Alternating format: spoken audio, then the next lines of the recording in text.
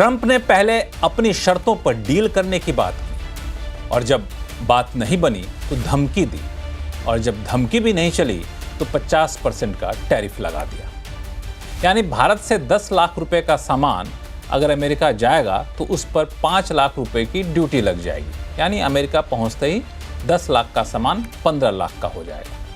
लेकिन मेरा सवाल यह है कि इस 50% के ट्रंप टैरिफ पर इतना हाहाकार क्यों मचाना? अब देखिए ना, भारत की इकॉनमी 339 लाख करोड़ रुपए की है। पूरी दुनिया में हम हर साल करीब 38,35,000 करोड़ रुपए का सामान भेजते हैं, यानी एक्सपोर्ट करते हैं। इसमें से अमेरिका जाता है सिर्फ 7,65,000 करोड़ रुपए, यानी कुल एक्सपोर्ट का करीब 20%। क्योंकि 50% का टैरिफ तो भारत के सारे सामानों पर लगना नहीं है, तो मोटा मोटी इससे 3,20,000 करोड़ रुपए के एक्सपोर्ट पर असर पड़ने की संभावना है। मान लिया जाए कि ये जो एक्सपोर्ट है बिल्कुल बंद हो जाता है तो क्या होगा? भारत के कुल एक्सपोर्ट का करीब 8.5% एक्सपोर्ट रुक जाएगा, जो कि भारत की कुल इकॉनमी का 1% से भी कम है। ये हालात तब है जब 50% वाले सामान का एक्सपोर्ट बिल्कुल रुक जाए और ये सामान दुनिया के किसी देश में जा ही ना। मतलब खराब से खराब हालात में भारत के कुल एक्सपोर्ट का 8.5% रुक जाएगा और 339 करोड़ रुपए की इकॉनमी में 1% का फर्क पड़ेगा। और हासिल क्या होगा? भारत के 12 लाख करोड़ रुपए का डेयरी सेक्टर सुरक्षित रहेगा, जिसमें 10 करोड़ लोगों को सीधे तौर पर रोजगार मिला हुआ है। और तो और एग्री सेक्टर की बात तो छोड़ ही दीजिए। तो इकॉनमी के इतने बड़े हिस्से को बचाने के लिए अगर यूएस के सामने झुकने को हम तैयार नहीं हुए तो क्या गुनाह किया? क्या हम ट्रंप टैरिफ से होने वाले नुकसान की भरपाई करने में सक्षम नहीं हैं? अगर हैं तो हमें क्या करना चाहिए? आज आवाज अड्डा में करेंगे इसी पर खास चर्चा। नमस्कार, मैं हूं लक्ष्मण राय और चर्चा में हमारे साथ विशेष मेहमान जुड़ रहे हैं। अमेरिका में भारत के पूर्व डिप्लोमेट रह चुके हैं अरुण कुमार सिंह साहब हमारे साथ हैं। GTRA के फाउंडर अजय श्रीवास्तव जी हैं। AEPC जो कि अप्रैल एक्सपोर्ट प्रमोशन काउंसिल है, उनके सेक्रेटरी जनरल मिथिलेश्वर ठाकुर साहब हैं। और न्यूयॉर्क से जुड़ रहे हैं अटॉर्नी आनंद आहूजा साहब। आप सही मेहमानों का बहुत बहुत स्वागत हमारे शो में। चर्चा की शुरुआत करूं इससे पहले आखिर सुनिए कि प्रधानमंत्री मोदी ने इस पूरे मुद्दे पर अमेरिका का नाम लिए हुए क्या कुछ कहा है, फिर हम वो चर्चा में जाएंगे। सब कोई अपना करने में लगा है, उसे हम भली भांति देख रहे हैं। और मैं गांधी की धरती पे से बोल रहा हूं, मेरे देश के लघु उद्यमी हो, किसान हो, पशुपालक हो, हर किसी के लिए मैं आपको बार बार वादा करता हूं, मोदी के लिए आपके हित सर्वोपरि है।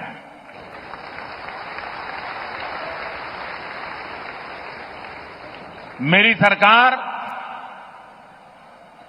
लघु उद्यमियों का, किसानों का, पशुपालकों का कभी भी अहित नहीं होने देंगी। दबाव कितना ही क्यों ना आए, हम झेलने की अपनी ताकत बढ़ाते जाएंगे।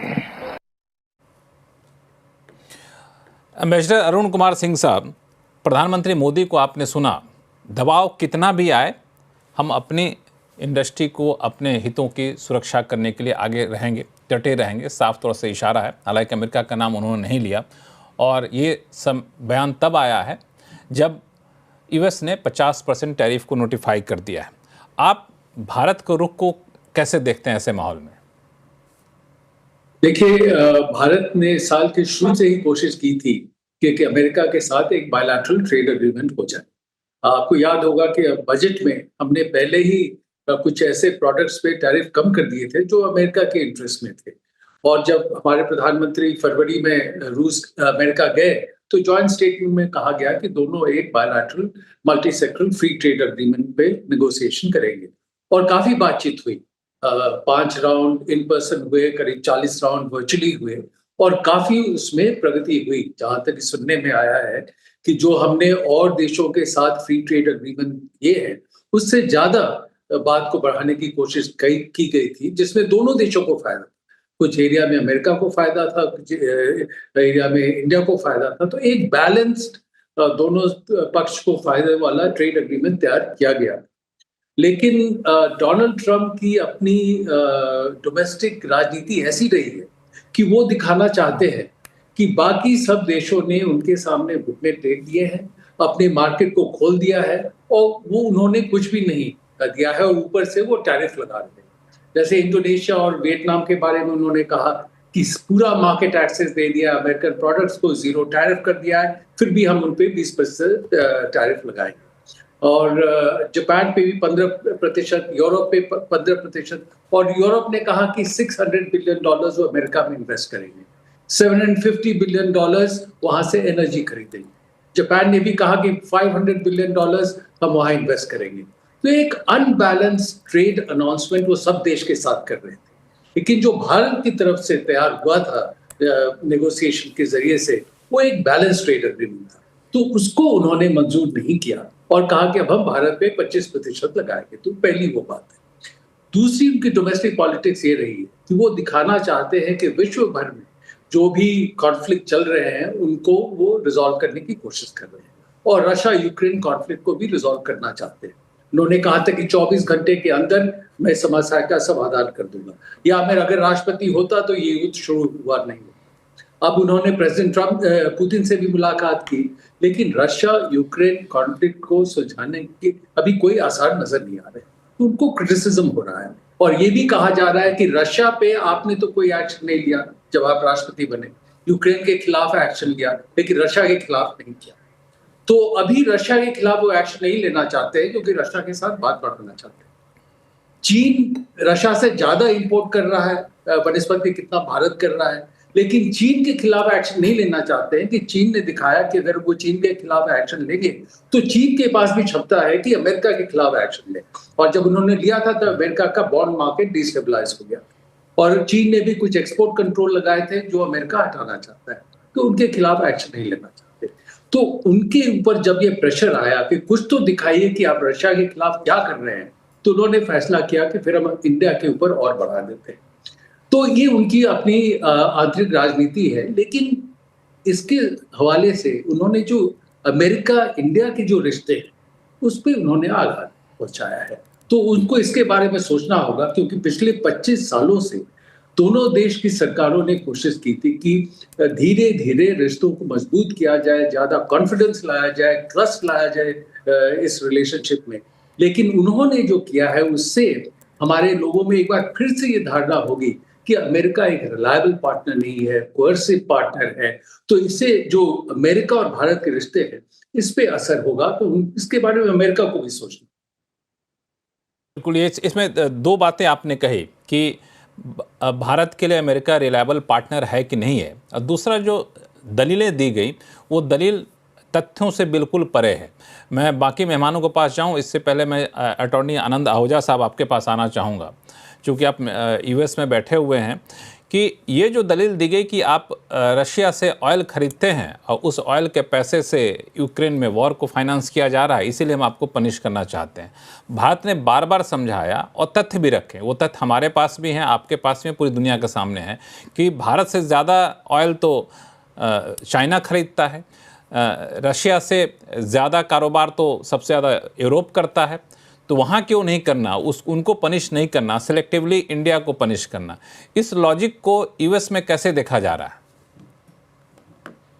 लक्ष्मण जी, मैं इस सारी समस्या को 3 पहलुओं से देखता हूँ। पहला पहलू तो ये है कि अगर यूनाइटेड स्टेट्स का अगर ट्रेड डेफिसिट देखें तो 1 ट्रिलियन से ज़्यादा है, और ये कई समय से चलता आ रहा है। इसमें सिर्फ इंडिया ही नहीं है बल्कि दूसरे देश भी शामिल हैं। डोनाल्ड ट्रंप ने जो टैरिफ का ये मुद्दा उठाया है, इसमें 86 के करीब कंट्रीज जो हैं उन पर ये टैरिफ जो लगा है। दूसरी चीज तो डोनाल्ड ट्रंप एम्फेसिस कर रहे हैं वो रेसिप्रोकल टैरिफ के ऊपर एम्फेसिस कर रहे हैं। रेसिप्रोकल का मतलब ये है कि अगर आप हम पे 10% लगाते हैं तो हम भी आप पे 10% लगाएंगे, अगर आप हम पे 50 लगाते हैं तो हम भी आप पे 50 लगाएंगे। तो मेरे हिसाब से तो इसमें कोई जाति वाली बात नहीं है कि जितना आप हम पे परसेंटेज लगा रहे हैं उतना हम भी आप पे लगाएंगे। दूसरा पहलू मैं इस नहीं, सारी इसमें समस्या में देखता हूँ। आहूजा साहब एक मिनट भाई, इस फैक्ट को थोड़ा सा रोको, मैं आपके पास आऊँगा दोबारा। इस पहलू में मेरा है कि आप फैक्ट को थोड़ा सा दूसरे तरीके से प्रेजेंट कर रहे हैं। रेसिप्रोकल टैरिफ जो है वो 25% रहा है। 25% रेसिप्रोकल टैरिफ अमेरिका के और ट्रंप के घोषित टैरिफ का हिस्सा है। ये जो 25% एक्स्ट्रा है, जो 50% पहुँच गया है, वो दरअसल रशिया से ऑयल खरीदने के नाम पर लगाया जा रहा है। उसका मैं जवाब से चाह रहा था कि रशिया से ऑयल तो भारत से ज़्यादा चाइना खरीदता है। हाँ बोलिए। मैं उसी पे आ रहा था, आपने मुझे वो मेरा तीसरा पहलू था, लेकिन मैं अब उसको दूसरे पे ले लेता हूँ। अगर आप देखिए तो चाइना के ऊपर जो यूएसए का टैरिफ है वो 54% है। ब्राजील के ऊपर जो है, हालांकि ब्राजील के ऊपर यूएसए का कोई ट्रेड डेफिसिट नहीं है, लेकिन फिर भी ब्राजील पे जो टैरिफ है वो 50% है। तो इंडिया का जो एक रोल है ब्रिक्स के अंदर, और दूसरा राइटली और रॉन्गली ये परसेप्शन है अमेरिका के अंदर कि ये यूक्रेन वार कब की खत्म हो गई होती अगर इंडिया जो है रशिया की मदद ना कर रहा होता। और रशिया की मदद वो कैसे कर रहा है कि रशिया से तेल खरीदने की। आपने कहा चाइना पे 54% है, ब्राजील के ऊपर जो है वो 50% है। और इंडिया के साथ नाराजगी का जो अब जो मैं दूसरा लेना चाहता था उसको मैं तीसरा पहलू दे रहा हूँ कि इंडिया से खासकर नाराजगी का एक पहलू ये भी है कि ट्रंप की पहली जो टर्म थी उसमें मोदी साहब के और ट्रंप के रिश्ते कुछ इस कदर से बढ़ गए थे। मैं इसको अगर आप इजाजत देंगे तो मैं ये कहूंगा कि वो मोहब्बत इस कदर से बढ़ गई थी कि दुनिया के बाकी देशों को एक रश्क होने लग गया था। उर्दू का एक शेर है कि तुम्हारी दोस्ती को देखकर अब सब मुझसे रश्क करते हैं, जो बस चलता तो दुनिया छीन लेती जिंदगी मेरी। तो इसके पहलू के अंदर जो ये एक रश्क हुआ, एक दोस्ती का एक इतना बड़ा, इसमें बहुत सारे दूसरे जो देश थे जिसमें चाइना था, पाकिस्तान था, जो इंडिया के सो कॉल्ड एनिमी कंट्रीज हैं, उन्होंने एक मौका देखा कि अब हम इस आग को कैसे भड़का सकते हैं। और वो उनको मौका मिला ट्रंप के कान भरने के लिए कि आप जो है यूक्रेन वार को रोकना चाहते हो, लेकिन यूक्रेन वार में सबसे ज्यादा तो आग इंडिया डाल रहा है। और उसके ऊपर एक पहलू और भी आ गया कि इंडिया से हमको उम्मीद थी कि इंडिया यूएसए की मदद करेगा इस वार को खत्म करने में। और अगर आप देखेंगे तो ओरिजिनली ये मोदी साहब का ये आइडिया था कि this is not the era of war, this is the era of peace. तो ये लड़ाई का नहीं है, लेकिन मोदी साहब ने कुछ नहीं किया। हालांकि बहुत यूक्रेन और रशिया ये चाहते थे कि मोदी साहब इसमें इंटरवीन करें, एक मीडिएटर का रोल अदा करें, लेकिन मोदी साहब ने नहीं किया। ट्रंप ने उस मौके का फायदा उठाया और दूसरी टर्म में वो आए तो उन्होंने कहा कि चलो मैं अब मीडिएटर बनता हूं। इसके अंदर एक पहलू और भी आ गया कि आप ऑपरेशन सिंदूर की जो बात करते हैं, मैं इस बात का आई विटनेस हूं कि जब ये जिसने लड़ाई शुरू हुई 2 दिन मैंने खुद मार्को रूबियो की प्रेस कॉन्फ्रेंसेस और उसके टीवी के ऊपर इंटरव्यू देखे, जिसमें मार्को रूबियो ये कह रहे हैं कि मैं दोनों देशों के लीडरों से बात कर रहा हूं, पाकिस्तान के भी और इंडिया के भी, कि ये युद्ध रोका जाए, ये दोनों न्यूक्लियर कंट्रियां, ये सारी तबाही हो जाएगी उस एरिया के अंदर। हम नहीं चाहते कि न्यूक्लियर कंट्री जो हैं ये कंटिन्यू करें वार को। अब इसके ऊपर पाकिस्तान ने क्या किया, इस मौके का फायदा उठाया। पाकिस्तान ने कहा मोदी ट्रंप जी को, ट्रंप साहब अगर आप इंटरव्यू ना करते तो हमने तो दिल्ली पे कब्जा कर लेना था, हम तो ये कर देते, हम तो वो कर देते, आपकी वजह से हमने इंडिया को बख्श दिया। इंडिया कह रहा है कि हम तो जीत रहे थे लेकिन हमने खुद बना कर दिया। अब मुझे ये चीज बात की समझ नहीं है, आप मुझे गाइड करिए कि कोई एक गैम्बलर टेबल पे बैठा जीत रहा हो, वो कहता है जी मैं बहुत जीत गया हूं, मैं अब आगे नहीं खेलता।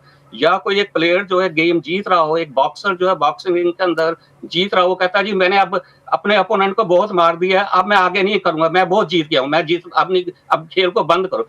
रेफरी तो बंद कराता है, हारने वाला जो प्लेयर होता है वो तो कहता है कि जी आप बस कर दो, मैं अब और नहीं खेलना चाहता हूँ। लेकिन जीतने वाला प्लेयर कह रहा है कि हमने खुद बंद कर दिया। मुझे ये समझ नहीं आई, अगर मोदी साहब ये कह देते कि डोनाल्ड ट्रंप जी अगर आप इंटरव्यू ना करते तो हमने तो लाहौर पे कब्जा कर लेना था, हमने तो आपके कहने पे इनको बख्श दिया। उसमें क्या था कि डोनाल्ड ट्रंप की जो एक इच्छा है कि नोबेल पीस प्राइज उनको मिले, उसमें मोदी जी उसको थोड़ी मदद कर देते। अब यहाँ पे परसेप्शन ये हो गया बड़ा फनी कि सा पाकिस्तान तो आहूजा साहब ये बहुत ही हास्यास्पद होगा कि ट्रम्प साहब को चूंकि पीस प्राइज चाहिए तो हम उनके ईगो को सेटिस्फाइड कर देते, लेकिन बड़ा अच्छा किया मैंने बहुत सारे उसमें एक फैक्टर है, वो मैंने बहुत सारे फैक्टर्स किए हैं, आपने सब इग्नोर कर दिए। नहीं, वो लाइन मैं तीनों फैक्टर पे आ रहा हूँ। मैं तीनों फैक्टर मैं काउंटर नहीं करूंगा, हालांकि तीनों के जवाब हैं।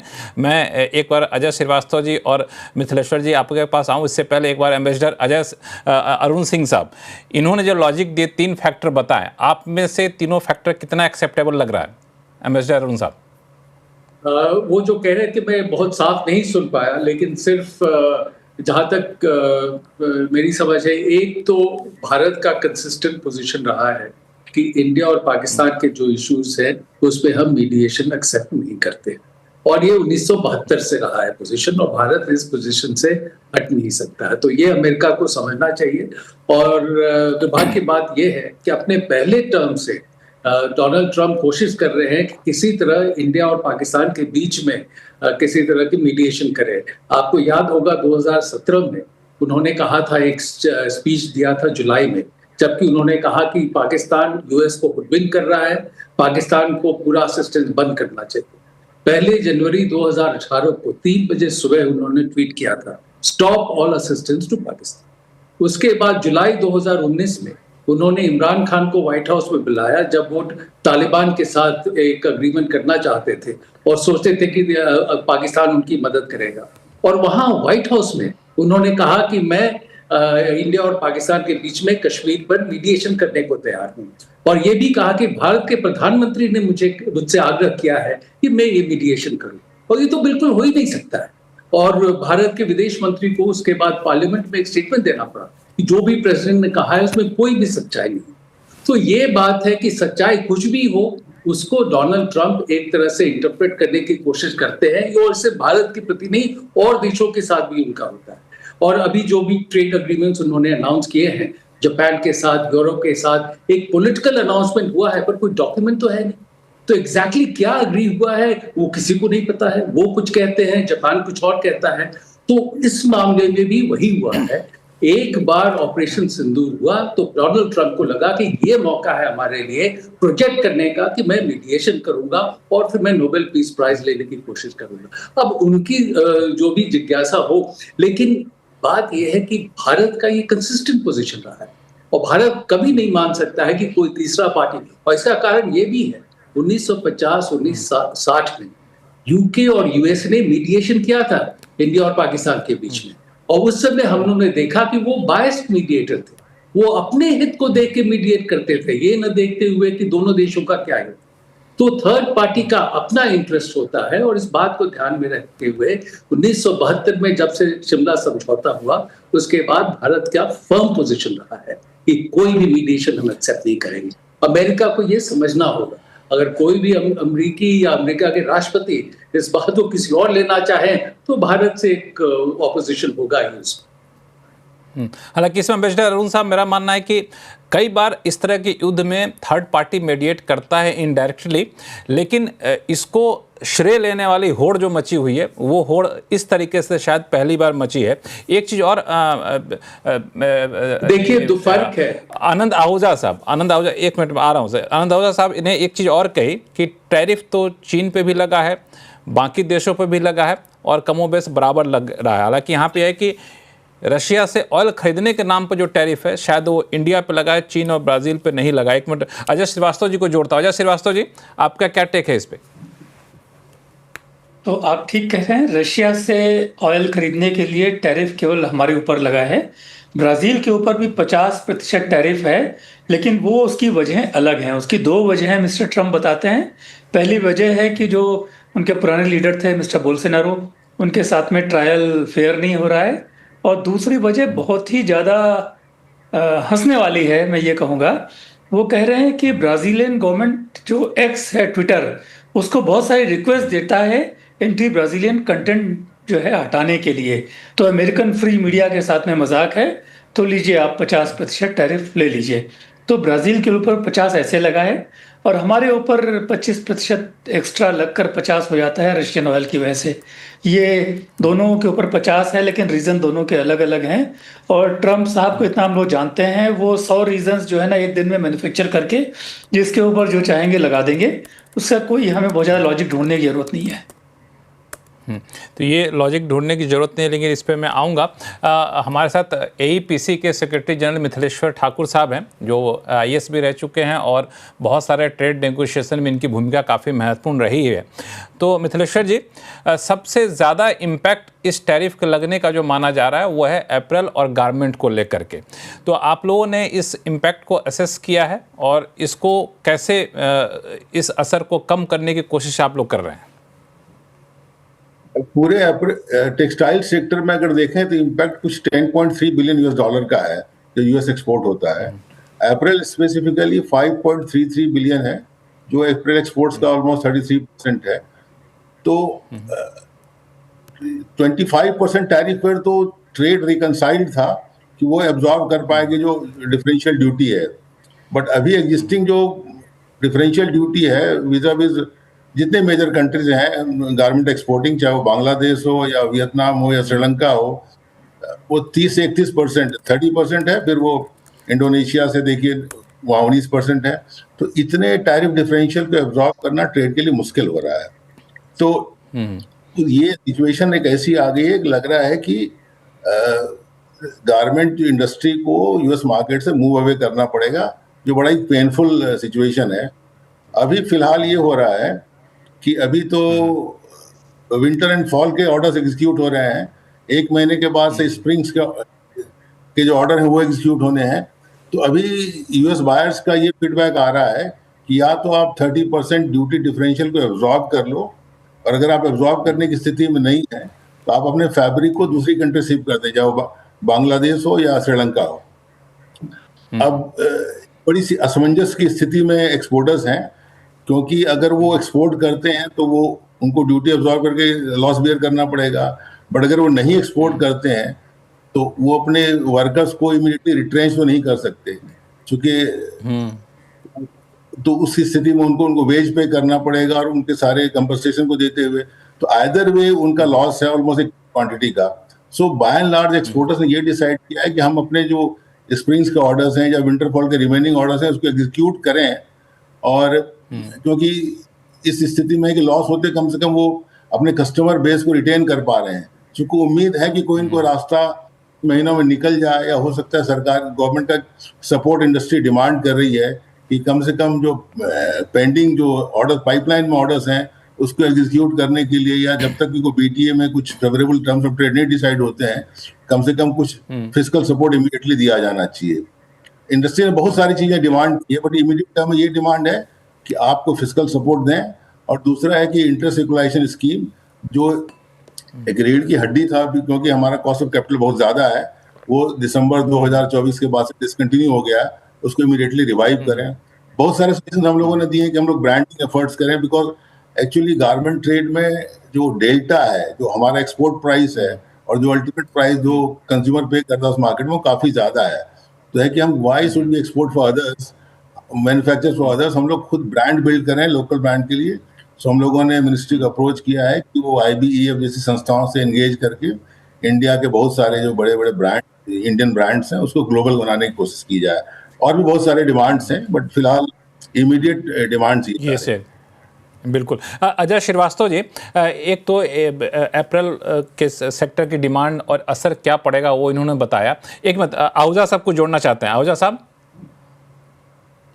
एक चीज मैं भूल के आपसे कहना कि आपने जो इंडिया का कहा कि सिंगल आउट किया गया है, आपको एक चीज ये भी देखनी होगी कि इंडिया के साथ USA के एक बहुत गहरी दोस्ती के रिलेशन थे और हैं। इंडिया मेंबर है कार्ड का भी और मेंबर है I2U2 का भी, लेकिन इंडिया जो है वो ब्रिक्स का भी मेंबर बन गया। तो डोनाल्ड ट्रंप जो है वो ब्रिक्स को एंटी अमेरिका समझते हैं, और इंडिया ही एक ऐसा मुल्क है ब्रिक्स के अंदर जो USA का दोस्त भी है, कार्ड का मेंबर भी है। अब कार्ड के अंदर वो चाइना के अगेंस्ट है, इसलिए मेंबर है। और ब्रिक्स के अंदर वो चाइना का दोस्त है, इसलिए वो अमेरिका के अगेंस्ट है। एक टाइम था जब इंडिया की नॉन अलाइनमेंट पॉलिसी होती थी कि हम किसी गुट के साथ नहीं हैं। आज इंडिया की हालत ये हो गई है कि हम ईरान के साथ भी हैं, हम इजराइल के साथ भी हैं, हम यूक्रेन के साथ भी हैं, हम रशिया के साथ भी हैं, हम ब्रिक्स के अंदर भी हैं, हम ब्रिक्स के अंदर हम प्रो चाइना हैं और हम एंटी चाइना हैं क्योंकि हम क्वाड के मेंबर हैं। और आज जो तो ये जो एक इंडिया की एक वैसे तो अरुण सिंह जी बहुत समझदार और उलझे हुए वो डिप्लोमेट हैं, इस बात पे वो ज्यादा रोशनी डाल सकते हैं। लेकिन मेरे हिसाब से आज with due respect to everyone कि आज जो इंडिया की फॉरेन पॉलिसी है वो एक हौच-पौच हो गई है, कंफ्यूज पॉलिसी है। मैं एक इंडियन यूएसए में बैठा हुआ, मुझे आज ये समझ नहीं आ रहा है कि इंडिया की फॉरेन पॉलिसी क्या है। आप देखिए ना कि इंडिया अब ऐसा करते हैं आहूजा साहब इस मुद्दे पे मैं आऊँगा इसी शो में। मैं एम्बेसडर अरुण साहब से इस पर चाहूँगा कि अपना व्यू यहाँ पे रखें, लेकिन मेरा सिर्फ ये कहना ये था कि अगर आप ब्रिक्स में शामिल होने की वजह से भारत पर ड्यूटी लगाना चाहते हैं तो वो कह के लगाइए। आपने कहा था कि 500% लगाएंगे, 200% लगाएंगे, तो आप लगाइए। अगर डी-डॉलराइजेशन के नाम पे आप ड्यूटी लगाना चाहते हैं वो लगाइए, लेकिन आप जो ये बेतुका लॉजिक दे रहे हैं कि आप रशिया से ऑयल खरीद रहे हैं इसी कारण हम लगा रहे हैं जी, रशिया से तो बाकी लोग भी ऑयल खरीद रहे हैं। आप ये बेतुका लॉजिक दे रहे हैं कि आपके ट्रेड करने की वजह से रशिया को पैसा जा रहा है और वो यूक्रेन में पैसा झोंक रहा है, तो ये भी बेतुका लॉजिक है। सबसे ज़्यादा ट्रेड तो यूरोप कर रहा होता है और आप पर्दे के पीछे से, आप खुद पर्दे। हाँ बोलिए। लक्ष्मण जी, तो यूएस रशिया से जो भी कंट्री तेल ले रहा है वो क्वाड का मेंबर नहीं है, वो U2 का मेंबर नहीं है। एक इंडिया ही ऐसा कंट्री है जो इधर का भी है ना, इंडिया के साथ साथ चाइना भी है। ब्रिक्स का मेंबर है ना, चाइना भी है, ब्राजील भी है। वो भी चाइना कार्ड का मेंबर नहीं है, चाइना कार्ड का मेंबर नहीं है। आप या हमारे दोस्त हैं या हमारे दुश्मन हैं। आप कह रहे हैं कि हम आपके दोस्त हैं, हम आपके दुश्मन भी हैं। नहीं, मैं इस पे एम्बेसडर अरुण साहब से राय लूंगा, लेकिन एक छोटी सी बात मैं पूछना चाह रहा था अजय श्रीवास्तव जी से। अजय श्रीवास्तव जी, अप्रैल की बात इन्होंने की थी अभी, अप्रैल के अलावा कौन कौन से सेक्टर आपको लग रहा है जहां पे सबसे ज़्यादा इम्पैक्ट पड़ रहा है और सरकार को करना क्या चाहिए अभी इमीडिएट इस हालात को संभालने के लिए? देखिए, अगर हम फ्रेमवर्क में देखें तो 30% वैल्यू वाइज जो गुड्स हैं उसमें जैसे स्मार्टफोन्स हैं, कुछ और इलेक्ट्रॉनिक प्रोडक्ट हैं, सारे नहीं कुछ, या फार्मास्यूटिकल्स एपीआई है या पेट्रोलियम प्रोडक्ट्स हैं, इनमें टैरिफ नहीं लगेगा। आधे ऑटो कंपोनेंट, हमारा $6.4 बिलियन का ऑटो कंपोनेंट जाता है यूएस में, उसमें आधे में 25% लगेगा, बाकी आधे में 50 लगेगा। इसके अलावा जितना बचता है हमारा 66, 2/3, उनमें 50% लगेगा। अब देखिए 50% जो टैरिफ होगा उसको गवर्नमेंट कुछ भी करे उसको सब्सिडाइज नहीं कर सकती है। और एक और बात है, मान लीजिए कि ये तो 50% किया नहीं जा सकता है, और अगर गवर्नमेंट करती है तो यूएस तुरंत काउंटरवेलिंग ड्यूटी लगा देगा उसके ऊपर। तो अब आते हैं कि कौन से सेक्टर्स हैं जिनमें ज़्यादा परेशानी होगी। तो हम शुरू करते हैं श्रिम्प से। हमारा करीब $2 बिलियन का एक्सपोर्ट है यूएस को, और हमारा करीब 40% श्रिम्प यूएस मार्केट में जाता है। अभी केवल उसमें 7 से 10% टैरिफ होता है एंटी डंपिंग ड्यूटी का, अब उसमें 50 जुड़ जाएगा, 57। तो इतना अधिक हमारा अगर श्रिम्प महंगा हो जाएगा तो बाकी देश हैं, चिली है, कनाडा है, इक्वेडोर है, वहाँ से श्रिम्प आएगी, हमारा श्रिम्प एक्सपोर्ट ऑलमोस्ट बंद होने की कगार पर आ जाएगा। सिमिलरली हम अपना डायमंड और गोल्ड ज्वेलरी एक्सपोर्ट लेते हैं। अब गोल्ड ज्वेलरी हम जो एक्सपोर्ट करते हैं उसमें अधिकतर मैकेनिकल ज्वेलरी होती है। मैकेनिकल ज्वेलरी में 3-4% वैल्यू एडिशन होता है।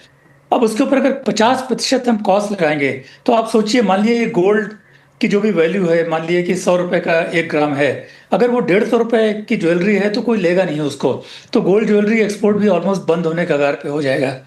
ऐसे डायमंड की बात है, 50% मार्जिन के साथ में बिकेगा नहीं, तो बहुत सारी जो इंडियन डायमंड फर्म्स हैं वो शायद बेल्जियम शिफ्ट होंगी, वहाँ से पॉलिश करके लार्ज साइज के डायमंड यूएस भेजेंगी। इसके अलावा जो है टेक्सटाइल्स भी हमारा 5 बिलियन से अधिक यूएस जा रहा है, वहाँ भी 50% टैरिफ लगेगा। उसमें भी पहले से ही टैरिफ 6 से 7% था, 50 और 6 56% हो गया वहाँ पर। तो हमें चाइना से बहुत ज़्यादा कंपटीशन पड़ेगा और हम ऑलमोस्ट मार्केट के बाहर हो जाएंगे। लो एंड इंजीनियरिंग गुड्स मशीनरी में भी ऐसे ही है। अभी 2 से 3% MFN टैरिफ था, उसमें 50% जोड़ देंगे तो हम चाइना, वियतनाम, इंडोनेशिया हर एक के कंपटीशन की वजह से यूएस मार्केट से बाहर हो जाएंगे। तो 2/3 जो हमारा एक्सपोर्ट है, जहां 50% टैरिफ लग रहा है, उसमें मेरे हिसाब से 70 से 90% गिरावट एक साल में आनी चाहिए। अब इससे बचने के लिए दो तरीका एक दिखा रहा है, लॉन्ग टर्म में मार्केट को डाइवर्सिफाई करिए और दूसरा सरकार इमीडिएट स्टेप ले। तो ये जो इमीडिएट स्टेप वाली बात है, आपके हिसाब से 2-3 बड़े स्टेप क्या होने चाहिए सरकार की तरफ से? एक जैसा मिथिलेश्वर जी ने बताया, मुझे समझ में आता है इंटरेस्ट इक्वलाइजेशन स्कीम। ये स्कीम छोटे उद्यमी यूज करते थे, पिछले साल तक थी। इसका एनुअल बजट 2,500 करोड़ हुआ करता था। सरकार ने पता नहीं क्या सोचकर इसको एबॉलिश कर दिया।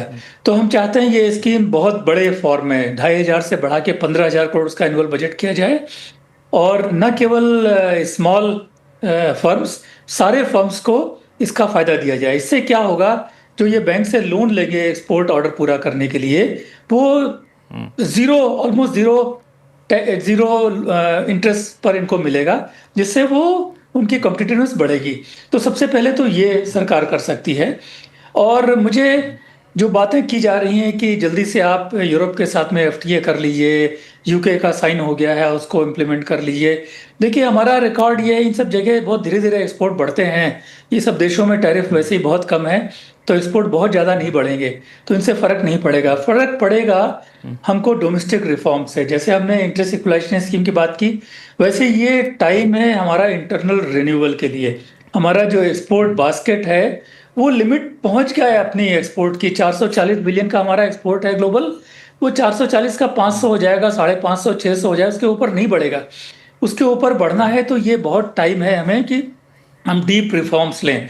डीप रिफॉर्म्स का मतलब हमारे यहाँ आज डीप मैन्युफैक्चरिंग पॉसिबल नहीं है। हम सब कुछ बाहर से इंपोर्ट करते हैं, इलेक्ट्रॉनिक्स में या मशीनरी में, थोड़ा सा वैल्यू एडिशन देते हैं और एक्सपोर्ट कर देते हैं या डोमेस्टिक यूज़ करते हैं।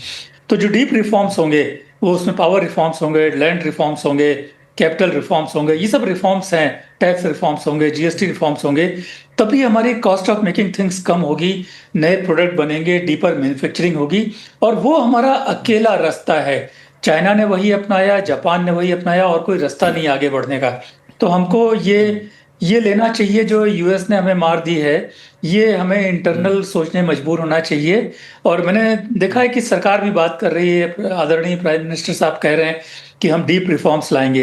तो ये बहुत अच्छा टाइम है कि हम कुछ डीप रिफॉर्म्स लें, जिससे हमारी cost of making things come हो, जिससे हमारा ओवरऑल अपॉर्चुनिटी के तौर पर, हाँ, एक अपॉर्चुनिटी के तौर पे इसको हम लोग लें। और मिथिलेश्वर जी, एक ऑप्शन और मुझे दिख रहा था कि जो भी एक्सपोर्ट यूनिट है, ये कितना फिजिबल है कि अगर इंटरनेशनल मार्केट में नहीं भेज पा रहे हैं तो रॉ मटेरियल उनके पास पड़ा हुआ है, तो डोमेस्टिक मार्केट में उसको सेल करें।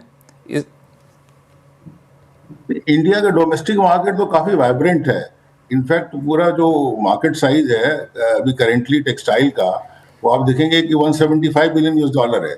इसको हम लोग प्लान करें तो $350 बिलियन हो जाए 2030 तक। तो डोमेस्टिक मार्केट में है कि कंप्लायंसेस की जरूरत नहीं पड़ती।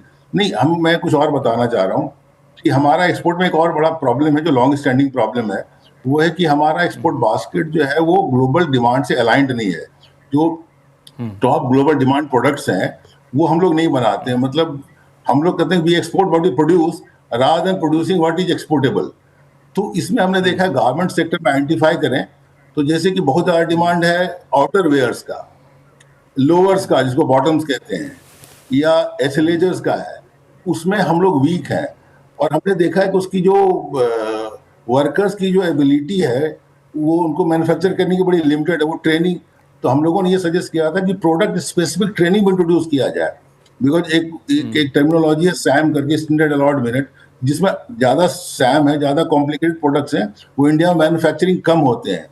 दूसरा हमारा प्रॉब्लम जो पेरिनियल है, जो सब लोग जानते हैं कि हम लोग समर सेंट्रिक हैं, कॉटन सेंट्रिक हैं, इसलिए हमारा 65% शेयर हुआ है, 35, और पूरी दुनिया जो है वो MMF गारमेंट की तरफ मूव हो रही है। उसके लिए PLI स्कीम इंट्रोड्यूस किया गया था, लेकिन PLI में बहुत सारी खामियां हैं जो हम लोगों ने सरकार को पॉइंट आउट किया है। बिकॉज जो PLI एक्चुअली एपरल इंडस्ट्री के लिए डिजाइंड नहीं थी। हमने कहा है कि उसमें जो इन्वेस्टमेंट थ्रेशोल्ड को कम किया जाए, उसके वैल्यूएशन रिक्वायरमेंट्स को रिवाइज किया जाए, और इसको इंडस्ट्री नॉर्म से अलाइन किया जाए, वो भी हम लोगों ने कहा हुआ है। मार्केट डाइवर्सिफिकेशन के लिए हमारे पास लिमिटेड ऑप्शंस हैं। अफ्रीका में कुछ है नहीं, रसा का एक इम्पॉर्टेंट मार्केट है जहाँ 7 बिलियन का है, वहाँ हम लोग कर सकते हैं। रूपी ट्रेड एक्टिवेटेड है और रसा में यूरोपियन ब्रांड्स डिसअपियर हो गए हैं, तो रसिया एक बड़ा इम्पॉर्टेंट मार्केट है जिसको हम लोग एक्सप्लोर कर सकते हैं और कोशिश कर रहे हैं। मैक्सिको है जहाँ अनदर कुछ $7 बिलियन का वहाँ ग्लोबल इंपोर्ट होता है, उस मार्केट को हम लोग एक्सप्लोर कर सकते हैं। जापान में हम लोग काफी दिन से ट्राई कर रहे हैं। जापान वर्ल्ड का 4th लार्जेस्ट इंपोर्टर है, कुछ $24 बिलियन का वहाँ ग्लोबल ट्रेड होता है, बट हम लोग सेपा होने के बावजूद उस मार्केट को ज़्यादा नहीं हमारा पेनिट्रेशन हो पाया था, क्योंकि उनकी एथनिसिटी, उनके डिज़ाइन जो है ना इंडियन मैन्युफैक्चरिंग से मैच नहीं करते थे। बट ऑफ लेट हम लोगों ने काफ़ी मतलब जापान के जो मेजर ब्रांड के साथ एंगेज किया है, चाहे वो यूनिक्लो हो या डिस्ट्रिया हो या तो, और वो लोग ऑलमोस्ट, लेकिन जापान को ऑन बोर्ड करने उनका क्वालिटी नॉर्म्स बड़े स्ट्रिंजेंट है and they take their own sweet time to on board, but Japanese समय लगेगा नहीं। बट अभी हम लोग ऑलमोस्ट वो ब्रेक थ्रू हो चुका है, क्योंकि हम लोग जापान के साथ बहुत डीपली एंगेज कर रहे हैं, तो वो मार्केट हमें लगता है कि हम लोग बहुत स्विफ्टली उसको वहाँ हम लोग बहुत आराम से कैप्चर कर पाएंगे मार्केट को। बिल्कुल। एम्बेसडर अरुण कुमार सिंह साहब की ये इस हालात में आपको क्या लगता है कि कुछ डिप्लोमेटिक चैनल भी खोल के रखे होंगे, जाहिर तौर पे सरकार अभी बता नहीं रही है, या फिर हम लोग इसको न्यू नॉर्मल मान के चलें कि यूएस के साथ अभी रिलेशन हमारे जब तक ट्रम्प साहब हैं तब तक कुछ ऐसे ही रहने वाले हैं, तो हमें रिस्क को डाइवर्सिफाई करके रखना पड़ेगा, हेज करके रखना पड़ेगा? नहीं, बातचीत तो जरूर चल रही होगी, लेकिन और ट्रम्प साहब अपने पॉलिसीज को बदल भी देते हैं। आज एक पॉलिसी होती है, कल दूसरी होती है, तो बदल भी सकते हैं, तो इसलिए बातचीत जारी रहे। लेकिन और कभी न कभी तो मामला सुधरेगा, क्योंकि भारत के लिए अमेरिका के साथ जो रिश्ते महत्वपूर्ण हैं, और अमेरिका के लिए भी भारत से जो रिश्ते महत्वपूर्ण हैं, क्योंकि अमेरिका जैसे हो सकता है चीन के साथ एक ट्रेड डील कर ले, उनकी बातचीत चल रही है, लेकिन वो ट्रेड डील करते भी हैं। तो एक महत्वपूर्ण बात है कि अमेरिका ने कहा है कि उनका main economic, technological, military rival China है, और चाइना ही ऐसा देश है जो विश्व स्तर पे अमेरिका को रिप्लेस करना चाहता है। तो अगर वो ये कंपटीशन होगा उनका चाइना के साथ, तो इसमें उनको डील करने के लिए भारत एक महत्वपूर्ण पार्टनर रहेगा। अब जैसे भारत में 1700 ग्लोबल कैपेबिलिटी सेंटर्स है, जो कि cutting edge research and development, technology development work कर रहे हैं मल्टीनेशनल कॉर्पोरेशंस के लिए, उनके ग्लोबल ऑपरेशंस के लिए। 20% सेमीकंडक्टर डिजाइन में जो इंजीनियर्स हैं वो भारत में है। तो अमेरिका जानता है कि उनके लिए भी ये रिलेशनशिप इंपॉर्टेंट है। तो कभी ना कभी तो मामला सुधरेगा, लेकिन सुधरेगा उस समय भी भारत में ये धारणा बनी रहेगी कि अमेरिका ने एक बार फिर दिखा दिया है कि वो एक अनरिलायबल पर्सीव पार्टनर हो सकता है। तो और जो पिछले 25 साल से जो लोगों ने मेहनत की है, उस पर थोड़ा एक इम्पैक्ट होगा, तो थोड़ा डाइवर्सिफिकेशन ज्यादा होगा और लोग रिलेशनशिप को फिर डीपन करेंगे, लेकिन इस बात को ध्यान में रखेंगे। तो हमको ये सोचना होगा, और जब तक ये मामला सुधरता नहीं है, और मैं ये नहीं कहूंगा कि ट्रम्प के जब तक राष्ट्रपति ये नहीं सुधरेगा, तो सुधर सकता है और सुधरने की गुंजाइश भी है, लेकिन सुधरने के बावजूद इस धारणा को लोग लगा के रखेंगे।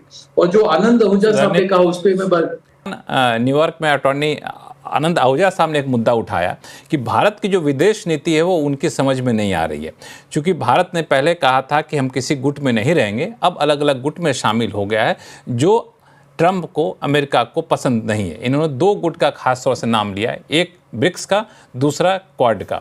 अब ये दोनों गुट में शामिल होने से यूएस आखिर इतना नाराज क्यों है, और भारत की रणनीति वाकई गलत है या फिर सही है?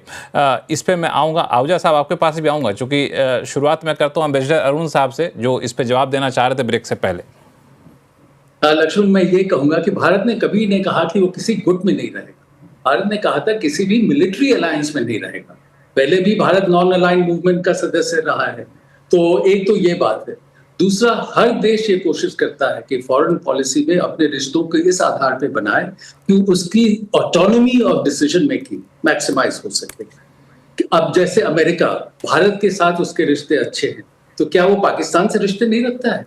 क्या वो चीन से रिश्ते नहीं रखता है? सो हर देश ये करता है, तो वो क्यों एक्सपेक्ट करेंगे कि अगर हमारे अमेरिका से रिश्ते अलग अच्छे हैं तो और बाकी देशों से जिसके साथ अमेरिका के कुछ प्रॉब्लम है उनके साथ हम रिश्ते नहीं रखें। जहां तक ब्रिक्स का सवाल है, अब जैसे इजिप्ट जिसके बड़े मजबूत रिश्ते हैं अमेरिका के साथ, यूनाइटेड अरब एमिरेट्स जिसके भी बड़े मजबूत रिश्ते अमेरिका के साथ, अभी वो गए ट्रंप यूएई गए थे, यूएई ने $2 बिलियन ट्रंप के क्रिप्टो करेंसी फर्म में इन्वेस्ट किया है, वो भी तो ब्रिक्स के मेंबर है।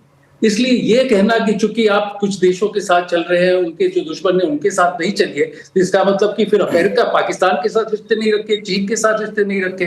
तो अगर मैं कहूं आज जो सबसे कंफ्यूजिंग फॉरेन पॉलिसी है वो तो अमेरिका की, क्योंकि जो उनके दोस्त हैं उनके ऊपर वो प्रेशर बना रहे हैं, जो कि उनके एडवर्सरी हैं उनके ऊपर वो कोई प्रेशर नहीं बना रहे हैं। अभी उनके रिश्ते हैं जैसे बहुत अच्छे साउथ कोरिया के साथ, साउथ कोरिया के राष्ट्रपति गए हुए हैं और वहां वो डोनाल्ड ट्रंप कर रहे हैं कि मैं नॉर्थ कोरिया के राष्ट्रपति के साथ मिलना चाहता हूं, और उन्होंने कहा कि साउथ कोरिया के राष्ट्रपति ने कहा कि आप वहां जाके एक ट्रंप टावर बनाइए, वहां गोल्फ कोर्स बनाइए।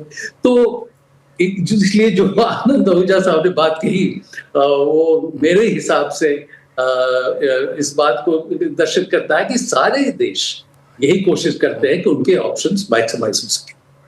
बिल्कुल। अटॉर्नी आनंद आहूजा साहब, आपने कहा अपने फैक्ट के साथ, आपने जो है लॉजिक के साथ आप इस नतीजे पहुंचे थे कि भारत की विदेश नीति आपको समझ में नहीं आ रही है। अब फैक्ट के साथ एम्बेसडर अरुण साहब कह रहे हैं कि हमें अमेरिका की विदेश नीति समझ में नहीं आ रही है। मैं आपके पास आऊँगा आनंद आहूजा साहब, लेकिन अजय श्रीवास्तव जी, आप हालांकि आप ट्रेड देखते हैं लेकिन हर नीति के पीछे ट्रेड बड़ा हिस्सा होता है। आपको किसकी विदेश नीति ज़्यादा अच्छी लग रही है यहाँ पे? नहीं, मैं तो इनफैक्ट दोनों लोगों से पूर्णतया सहमत, दोनों तरफ की बातें सही हैं। देखिए, अमेरिका जो चाहे कर सकता है, वो पावरफुल कंट्री है, वो अपने दोस्तों के ऊपर प्रेशर बना रहा है, दुश्मनों को गले लगा रहा है, चाइना से डर रहा है, जो स्ट्रांग लोग हैं उनसे डर रहा है, जो थोड़ा वल्नरेबल दिखते हैं उनके ऊपर दादागिरी कर रहा है। तो अमेरिका को सब कुछ जायज़ है। मुझे तो ये ताजुब हुआ ये देखकर कि अमेरिका ने इतने सारे काम किए जो वर्ल्ड ट्रेडिंग सिस्टम के रूल्स के अगेंस्ट हैं, जनरल डिसेंसी के अगेंस्ट है। एक भी कंट्री बोला नहीं। मुझे लगता था यूरोप बोलेगा, जापान बोलेगा, कोई बोलेगा। तो मेरे लिए जो बेसिक लर्निंग ये हुई पिछले 4-5 महीनों में, वो ये हुई कि अमेरिका जो चाहे वो कर सकता है। वो रियल दादा बुली है इस दुनिया का। यूरोप कुछ भी नहीं है उनके आप ट्रेड डील्स देख लीजिए, total abject surrender. Same with Japan, total abject surrender. Same with south Korea. बाकी कंट्रीज की बात ही क्या करें। हमें लगता था ये कंट्री कुछ बोलेंगे, लेकिन मुझे यही समझ में आया है कि ये इंडस्ट्रियल जो पावर्स हैं, इंडस्ट्रीज हैं, उनका लोगों के जिस देशों में पॉलिटिकल सिस्टम के ऊपर वो लोग बहुत हावी हैं, वो लोग ट्रंप के ऊपर सरेंडर कर गए हैं। चाइना में हावी नहीं है। चाइना बड़ा इंडस्ट्रियल कंट्री है, बट इंडस्ट्री गवर्नमेंट पर हावी नहीं है। इंडिया भी इंडस्ट्रियल कंट्री पर इंडस्ट्री गवर्नमेंट पर हावी नहीं है। इसीलिए शायद BRICS country, India, China, Trump के आगे झुके नहीं। जिन कंट्रीज में, चाहे यूरोप हो या जापान हो या साउथ कोरिया, जहाँ पर इंडस्ट्री गवर्नमेंट को ऑलमोस्ट चलाती है, वहाँ सरेंडर हो गया सारा का सारा। तो ये मैं अरुण साहब के साइड में बोल रहा हूँ। अब जो अटॉर्नी साहब जो हैं, इनकी साइड भी, भाई मुझे भी ऐसा लगता है कि देखिए, ब्रिक्स है तो ऐसा तो है नहीं कि ब्रिक्स में अगर हमने ज्वाइन किया तो और कुछ ज्वाइन नहीं कर सकते हैं, ऐसा कुछ भी नहीं है। लेकिन एट द सेम टाइम हमको ये देखना पड़ेगा कि ब्रिक्स कर क्या रहा है। ब्रिक्स का सारा एजेंडा तो चाइना चला रहा है। वो BRI प्रमोट कर रहा है, हम कह रहे हैं BRI में पार्टिसिपेट नहीं करेंगे। ब्रिक्स कह रहा है कि हम लोकल करेंसी में ट्रेडिंग करेंगे, US डॉलर धीरे धीरे रिप्लेस करेंगे। हम कह रहे हैं नहीं, हम ब्रिक्स के इस एजेंडा से सहमत नहीं है। तो ब्रिक्स के आपने देखा कि किसी ऑफिसर ने कहा कि India is a Trojan horse of US in BRICS. तो ये सब बातें जो है ना, थोड़ा तो सच है ना। हमको ये सोचना पड़ेगा कि हम कहाँ कितने हद तक जा सकते हैं या अपनी पोजीशन कितना क्लियर कर सकते हैं। तो मेरे पास इसका क्लियर आंसर नहीं है, but as a impartial observer मैं देखूं तो मुझे थोड़ी फांस दिखती है। तो मैं यहाँ पर अटॉर्नी साहब के साथ में हूँ। ठीक है, तो दोनों के साथ आप, मैं तो एक बार मैं मिथिलेश्वर ठाकुर जी को यहाँ पर जोड़ लेता हूँ, फिर अटॉर्नी साहब के पास आऊँगा। मिथिलेश्वर साहब, आप किन के साथ हैं? एक इन्होंने बड़ा इंपॉर्टेंट पॉइंट कहा अजय श्रीवास्तव जी ने, ब्रिक्स को लेकर के थोड़ा सा इंडिया को कैसे आगे बढ़ना है सोचना होगा। ब्रिक्स में एक्चुअली इंडिया की स्थिति थोड़ी कंफ्यूज है, बट मुझे लगता है कि फॉरेन पॉलिसी तो रियल पॉलिटिक्स पर ड्रिवन होती है। बट कमिंग बैक टू जो अजय ने बताया था कि एफटीए की जरूरत क्यों है, मैं बता रहा हूँ कि ईयू बड़ा इंपॉर्टेंट मार्केट है इंडिया के लिए, और वहाँ हमारा डिस्टिंक्ट डिसएडवांटेज है, टैरिफ डिसएडवांटेज है वीजा विद बांग्लादेश और वियतनाम। वियतनाम का वहाँ एफटीए है और बांग्लादेश एलडीसी कंट्री के तरह जीरो ड्यूटी एक्सेस करता है, और वहाँ ड्यूटी हमारी बहुत कम नहीं है, 9.6%, I mean reasonable amount of duty. तो वहाँ अगर हमारा, तो हम लोग तो सरकार से ये कह रहे हैं कि जल्दी से एक्सपेडाइट करें इंडिया ईयू एग्रीमेंट को, बल्कि बाकी भी जितने ट्रेड नेगोशिएशंस हैं, नहीं तो कोई अर्ली हार्वेस्ट स्कीम लेके आए, क्योंकि आजकल तो एफटीए में बहुत सारे सब्जेक्ट्स को डील होते हैं। एटलीस्ट गुड्स टैरिफ के जो इशू को इमीडिएटली एड्रेस करने के लिए एक अर्ली हार्वेस्ट स्कीम लेके आए। वो जीसीसी कंट्री के साथ भी हम लोग कर सकते हैं, पेरू के साथ कर सकते हैं, वो हमारे नए मार्केट ओपनिंग होंगे। जहां तक इंटरनल रिफॉर्म्स की बात की, बिल्कुल सही है। अब हमारे एक्सपोर्ट प्रमोशन मिशन में आप देखें कि 2,500 करोड़ की भी किटी नहीं है, तो उससे आप क्या कर लेंगे? तो उस कॉर्पस को तो आई थिंक अप्रोच करना पड़ेगा, मिनिस्ट्री को बहुत बड़ा करने की जरूरत है। सबसे बड़ी बात है कि most of the labour intensive industry वो एमएसएमई ड्रिवन है, और एमएसएमई के लिए जो सबसे बड़ा प्रॉब्लमेटिक एरिया है वो unavailability of easier credit access. एक जो है म्यूचुअल क्रेडिट गारंटी स्कीम है सरकार की, बट उस स्कीम से अगर आप ऑपरेट करते हैं तो लोन मिलता है कुछ 11-12% के इंटरेस्ट पे, लेकिन अगर आप कोई गुड कोलैटरल देके लेते हैं तो 9% मिल जाता है। तो बड़ी ट्रांसपेरेंसी का एब्सेंस है, और इससे क्या होता है कि तो पर्पस पूरे स्कीम का डिफीट हो जाता है। इसलिए हम लोगों ने ये भी कहा, हालांकि मुझे लगता है कि इस सारे पहलुओं पे सरकार गौर कर रही है, क्योंकि जिस तरीके से बैठकों का दौर चल रहा होता है और सरकार को भी पता है कि सिचुएशन हमें इस वक्त जो है बहुत सारे स्टेप्स लेने की है। ये आपने सही कहा। आनंद आहूजा साहब, आपने इससे पहले सुना अजय श्रीवास्तव जी को और एम्बेसडर अरुण साहब को। मैं अरुण साहब जी से गुस्ताखी के लिए माफी चाहूंगा, लेकिन रिश्ते बनाने में कोई हर्ज नहीं है। आप बीजेपी के मेंबर हैं, आप कांग्रेस के किसी लीडर के साथ रिश्ता बनाइए, उसमें कोई हर्ज नहीं है। लेकिन अगर आप कहें कि मैं बीजेपी का भी मेंबर हूं और कांग्रेस का भी मेंबर हूं, तो एक गुट का मेंबर होने का मैं बात कर रहा हूं कि उस पर एतराज है। आपको ये देखना है कि एक गुट के आप मेंबर हैं, उसके जो इंटरेस्ट हैं वो दूसरे गुट के साथ कंफ्लिक्ट तो नहीं करते हैं। यहाँ पे कार्ड के जो हैं और ब्रिक्स के हैं, वो इंटरेस्ट कंफ्लिक्ट कर रहे हैं। दूसरी चीज ये है कि आपने बात कही कि अमेरिका के ऊपर रिलाई नहीं किया जा सकता है। आपने चाइना से मार खाई ऑपरेशन सिंदूर के अंदर, चाइना ने ओपनली सपोर्ट किया पाकिस्तान को। आज आप चाइना के साथ दोस्ती कर रहे हैं, तो अमेरिका के जहन में भी ये बात आ रही है कि क्या इंडिया को के ऊपर रिलाई किया जा सकता है चाइना और ताइवान की पॉलिसी के कनेक्शन में। आज अमेरिका भी ये सोच रहा है कि इंडिया कहाँ खड़ा है, चाइना के साथ खड़ा है या चाइना के अगेंस्ट खड़ा है। अजय जी ने बात की कि अमेरिका कुछ भी कर सकता है, बुलिंग की बात की, सब कुछ बात की। आज अगर अमेरिका के ऊपर दुनिया भर का टैरिफ लगता रहा, नेटो ने उसको एक्सप्लॉइट किया, $1 ट्रिलियन से ज्यादा उसका ट्रेड डेफिसिट है, और उसमें के बाद ट्रंप साहब एक प्रेसिडेंट आए, उन्होंने कहा कि हमको काफी सालों से एक्सप्लॉइट किया जा रहा है, हम भी एक रेसिप्रोकल टैरिफ लगाते हैं। तो आज अमेरिका को सभी क्रिटिसाइज कर रहे हैं कि अमेरिका जो है बुली है। वो बात वही आ गई कि वो कहते हैं कि हम कत्ल भी हम आ भी भरते हैं तो हो जाते हैं बदनाम, वो कत्ल भी करते हैं तो चर्चा नहीं होता। दुनिया एक्सप्लॉइट कर रही है अमेरिका को, सब ठीक है। आज अमेरिका ने कहा कि हम होश के नाखून लें, ये क्या हो रहा है, हमको तो दुनिया लूट लूट के खा रही है। तो आज हम सारे कह रहे हैं कि अमेरिका पे रिलाई नहीं किया जा सकता, अमेरिका बुली है। एम्बेसडर अरुण साहब, अब आप ही जवाब दीजिए। नहीं, हम आनंद आहूजा के साथ डिबेट करने नहीं आए हैं, तो इस इश्यूज पे नहीं। अभी जो अमेरिका की स्थिति है उसके लिए अमेरिका खुद जिम्मेदार है। चाइना को बिल्डअप किसने किया? अमेरिका ने किया। चाइना को WTO में कौन लेकर आया? अमेरिका लेके आए। अमेरिका के कंपनीज ने जाकर चाइना में इन्वेस्ट किया, वो अपना प्रॉफिट बढ़ा रहे थे।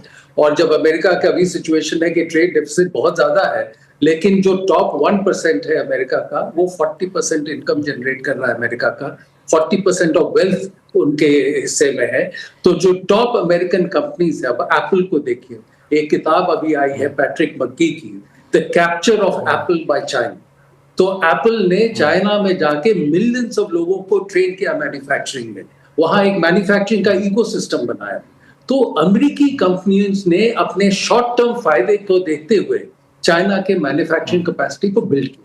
और आज भी देखिए जर्मन की जो ऑटो कंपनीज हैं वो चीन के खिलाफ कोई एक्शन नहीं लेने देना चाहते, क्योंकि वो चीन को सप्लाई करना चाहते हैं। तो जैसा कि अजय ने कहा था, इन सब देशों में जो इंडस्ट्रीज है उनका सरकार के ऊपर बहुत असर रहता है, उनका पॉलिटिकल सिस्टम ऐसा है।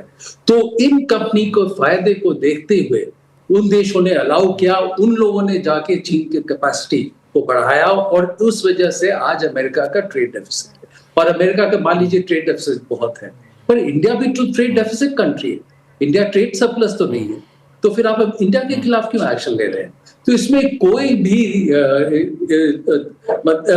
रैशनल एक्सप्लेनेशन नहीं है, एक पॉलिटिकल है, क्योंकि अमेरिका के जो 40 to 50% मिडिल का पॉपुलेशन है, जब अमेरिकी कंपनी पैसा बना रहे थे बाहर जाकर, इस पॉपुलेशन का वेजेस स्टैग्नेट किए, डेथ रेट बढ़ गए, ड्रग एडिक्शन बढ़ गया, अनएम्प्लॉयमेंट बढ़ गया। इन लोगों ने एक ट्रम्प फिनोमेनन को खड़ा करके डोनाल्ड ट्रम्प को राष्ट्रपति बना दिया है, और डोनाल्ड ट्रम्प दिखाना चाहते हैं कि बाकी जगहों से ये मैन्युफैक्चरिंग यहाँ लाना चाहते हैं।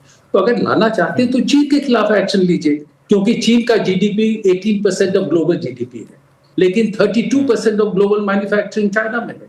एक्सेस कैपेसिटी की बात करते हैं वो चाइना में है, इंडिया में तो मैन्युफैक्चरिंग का डेफिसिट है। तो ये तो एक रैंडम है, बस दिखाने के लिए कि मैं बहुत ताकतवर हूं, जिसके खिलाफ एक्शन लेना चाहूं ले सकता हूं, भले ही रैशनल हो नहीं हो, दोस्त हो नहीं हो। और इसलिए उनके किसके खिलाफ एक्शन नहीं ले रहे? चीन के खिलाफ, क्योंकि चीन ने दिखा दिया कि अगर आप हमारे खिलाफ एक्शन लेंगे तो हम भी आपके खिलाफ एक्शन लेंगे और आपके ऊपर कॉस्ट आएगा। अजय श्रीवास्तव जी, ये लॉजिक कई बार, हाँ बोलिए। हाँ, मैं केवल इस बात का जवाब देना चाहता हूँ कि बेचारे अमेरिका का इतना ट्रेड डेफिसिट कैसे बढ़ गया, लोगों ने एक्सप्लॉइट किया। उसका जवाब बहुत सिंपल है, इंडिया चाहे भी तो ट्रेड डेफिसिट एक लिमिट के बियॉन्ड नहीं हो सकता है, किसी कंट्री का नहीं हो सकता है। अमेरिका का अनलिमिटेड हो सकता है, क्योंकि उनको डॉलर अर्न नहीं करने हैं हमारे जैसे, उनको छापने हैं, उनको एक प्रिंट कमांड देनी, डॉलर आ गया और सामान खरीद लिया उन्होंने। उनका ट्रेड डेफिसिट बढ़ता जाएगा, जितना वो चाहेंगे उतना बढ़ेगा, और कोई बात ही नहीं है इसमें। मेरा अजय श्रीवास्तव जी एक पॉइंट है जो आहूजा साहब ने भी कहा कि अब तक आप हमारे सामान पे ड्यूटी लगा रहे थे, हम आपको 50 तरह के एड दे रहे थे, अब हम ड्यूटी लगा रहे हैं तो फिर क्यों रो रहे हैं? हमारे सामान तो देखिए, हम सारा जो दुनिया का ट्रेडिंग सिस्टम है, यूएस ने ही उसको एस्टेब्लिश किया है, वो वर्ल्ड ट्रेड के रूल्स के अंडर चलता है। वहाँ सारे देशों ने कमिटमेंट किए थे कि कौन कितनी ड्यूटी लेगा, और सारे देशों पे लेगा। तो हम लोग तो अपना, हमारा भले ही अधिक ड्यूटी, बट हम अपना जो कमिटमेंट उसको वायलेट नहीं कर रहे हैं। यूएस अपना कमिटमेंट वायलेट कर रहा है, एक तरह से नहीं, कई तरह से वायलेट कर रहा है। WTO कहता है कि आप किसी एक प्रोडक्ट के ऊपर हर कंट्री से सेम टैरिफ लेंगे, वो हर कंट्री पे अलग अलग ले रहा है। वो जितना कमिट किया था उससे कई गुना ज्यादा समय चूंकि कम है, बीच में आपको रोक रहा हूं। आनंद आहूजा साहब, कि आपने खुद जो ट्रेड सेटअप किया था, ट्रेड के जो खुद कानून बनाए थे, उन कानून का उल्लंघन खुद कर रहे हैं। 15 सेकंड में जवाब दीजिएगा, शो का समय चूंकि खत्म हो रहा है। मैं इस पहलू के ऊपर बहुत बार बात कर चुका हूं। इंडिया या तो ये कहे कि हम एक डेवलप्ड कंट्री हैं, या ये कहें कि हम अंडर डेवलप्ड कंट्री हैं, या ये कहें कि हम डेवलपिंग कंट्री हैं। जब आप मेंबर बने गैट के 1948 में, तो आप अंडर डेवलप्ड कंट्री के बने थे। जब WTO के मेंबर बने आप 1995 में, तो आप अंडर डेवलपिंग कंट्री के की तरह मेंबर बने। तो आप जो टैरिफ लगा था उस वक्त, वो एक डेवलपिंग कंट्री के रेट पे लगा था, आप पर भी और चाइना पे भी। आज आप क्लेम करते हो कि हम दुनिया की 4th लार्जेस्ट इकोनॉमी है, तो आप वही बात आती है कि इंडिया जो है, हालात बदल गए हैं, तो उस पुराने कानून का हवाला क्यों दिया जाना? माफी चाहूंगा, बीच में रोकना पड़ा क्योंकि शो का समय यहाँ पे खत्म हो रहा है, लेकिन बहुत ही दिलचस्प चर्चा आप लोगों के साथ हुई। आप सभी मेहमानों ने समय निकाला, इसके लिए बहुत बहुत धन्यवाद। आवाज अड्डा में फिलहाल इतना ही, देखते रहिए CNBC आवाज।